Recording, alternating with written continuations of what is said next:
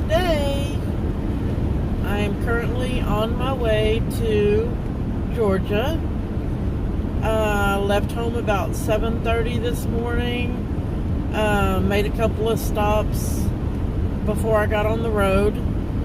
And right now I am about 204 miles into the trip, and I'm on I-59 in Mississippi. I'm headed up to Meridian, Mississippi, and then I'm going to decide from there if I'm just going to spend the night tonight in Meridian, or maybe go a little bit closer to Birmingham, possibly even make it to the other side of Birmingham. But I'll decide that depending on what time it is when I get to Meridian. But I'm doing okay. It was a little hard leaving the house this morning. My emotions were all over the place, but I'm doing good now. I knew leaving was going to be hard, but I told the family bye last night, so at least I didn't have that to do this morning. But yeah, it's going to be hard being away from the family for a couple of months.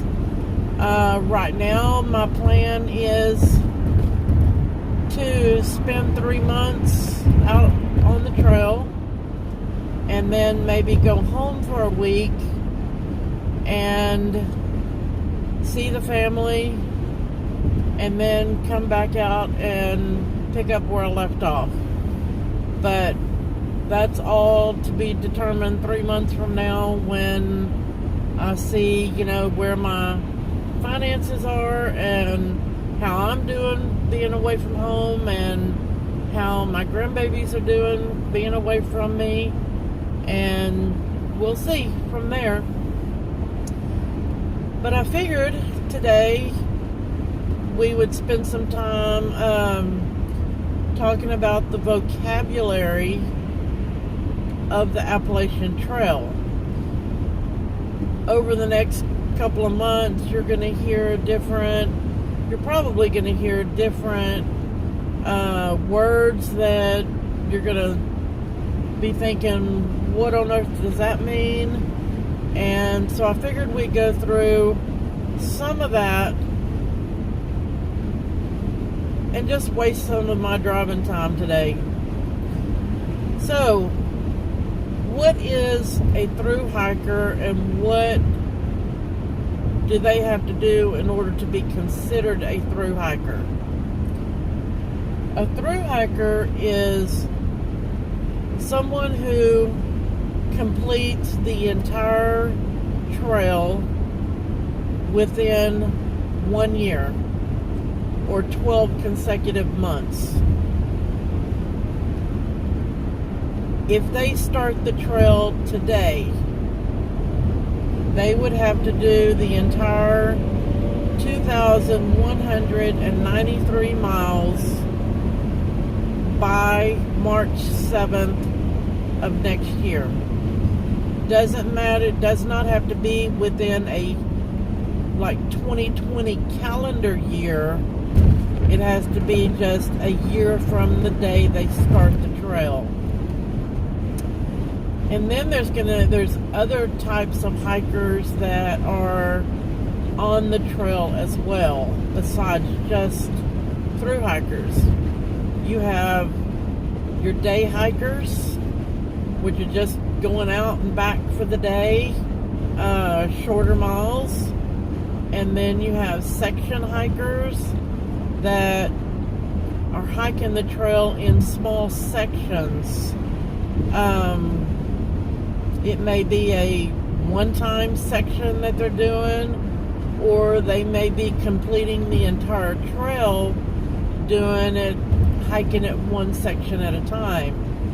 For example, someone may start at Springer Mountain, which is the southern terminus of the trail, and hike to Neal's Gap, which is 31, 32 miles, that's considered a section of the trail. And then you have your long-ass section hikers. These are hikers that go out maybe for a couple of weeks, couple of months, and do longer sections of the trail. Maybe 100 miles, 200 miles, can be any amount of miles as long as they're not through hiking the trail. For a through hiker, there's 3 different ways that they can complete their through hike.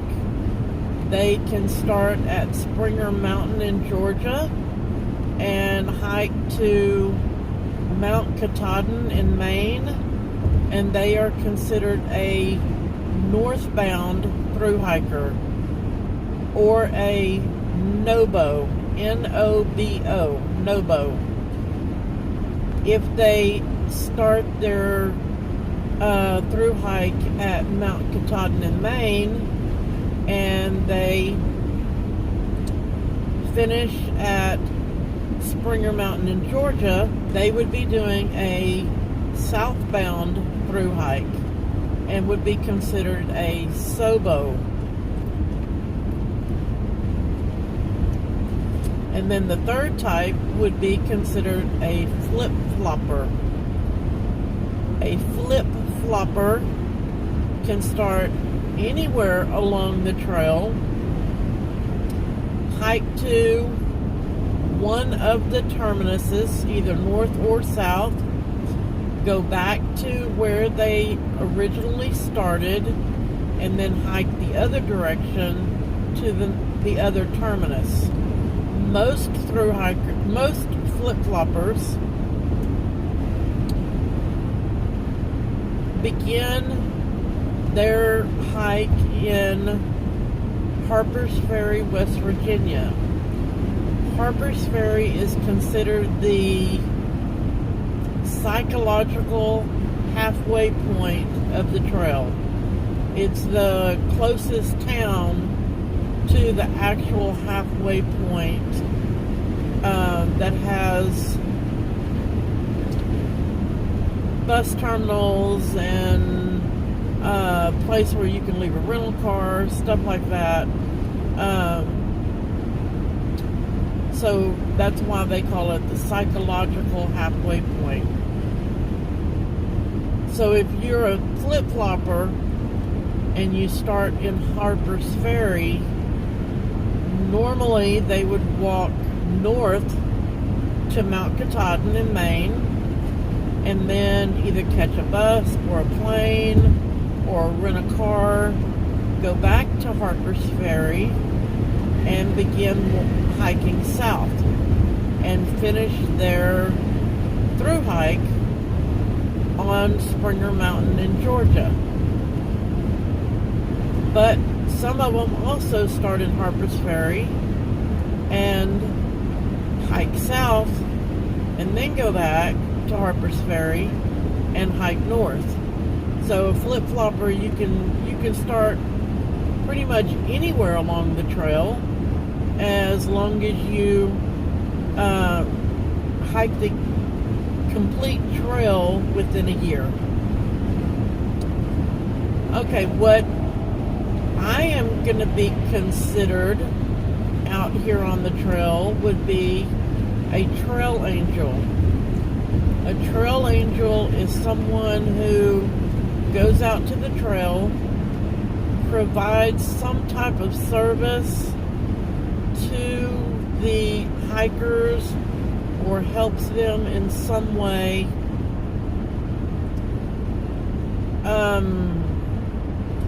for little to no cost to the thru hikers. We're basically there just strictly to help the thru hikers. That would be considered a trail angel. Now, most trail angels we'll pick a trailhead and go out to that particular trailhead, maybe set up for a weekend, and feed hikers, or maybe they'll just go out and provide snacks for the hikers, cold drinks, hot drinks. A lot of trail angels will pick up hikers from the trail and take them into town. Any type of service that helps a hiker make their hike a little more comfortable would be considered a trail angel. Now, the services that the trail angels provide are considered trail magic. The rides to town would be considered trail magic. Providing them with food, cooking them meals, fixing them coffee, even just taking like an ice chest and putting some cold drinks in it and taking it out and leaving it at the trailhead, and then, coming back and picking it up later.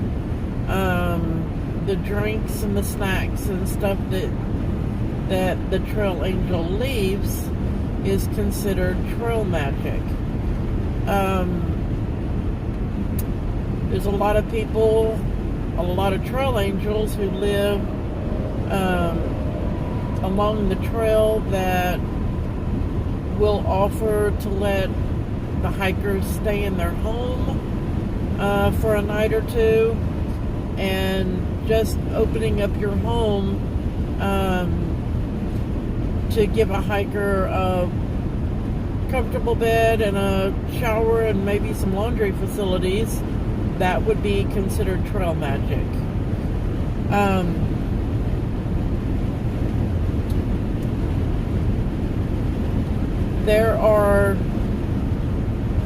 The Appalachian Trail is marked with white blazes.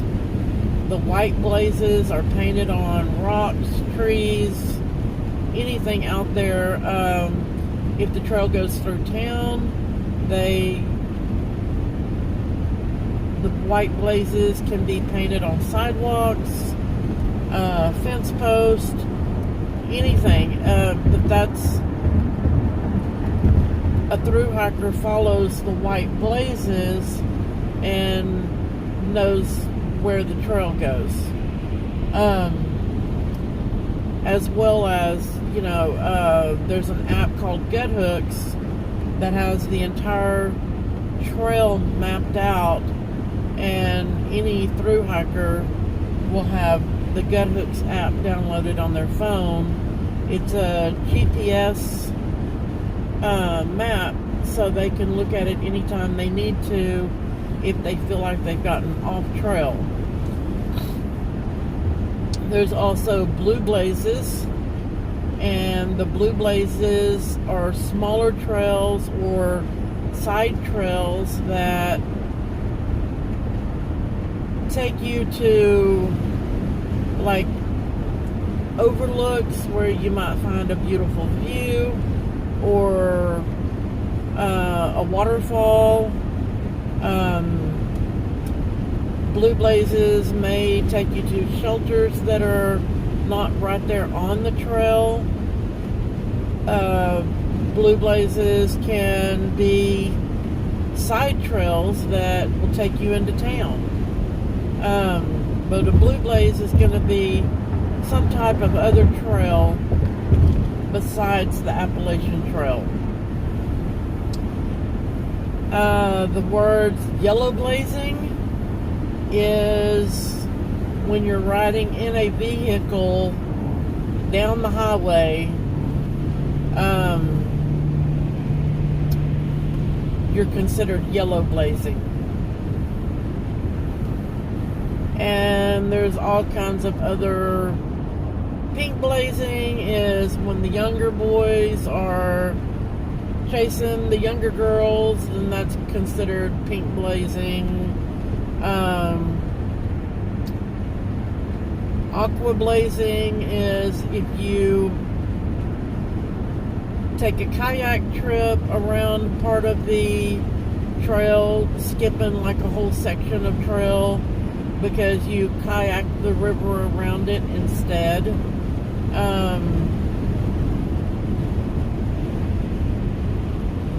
I believe green blazing, and I could be wrong, but I believe green blazing is someone who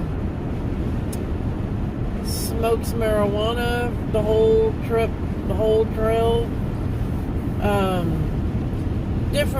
Different colors of blazes mean different things out on the trail, but that'll at least give y'all a little more insight into the vocabulary of the trail. If I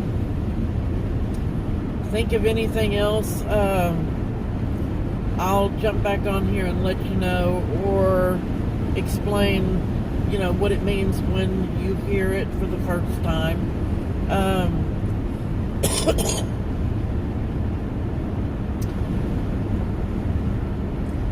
Alright, so I will get back with y'all when I get to Meridian and decide if I'm going to spend the night there or keep going. If I see anything interesting along the way, I will pull the camera back out, but for right now I think I'm going to put on the radio and just get back and enjoy this beautiful drive here in Mississippi. Alright, see y'all in a little bit.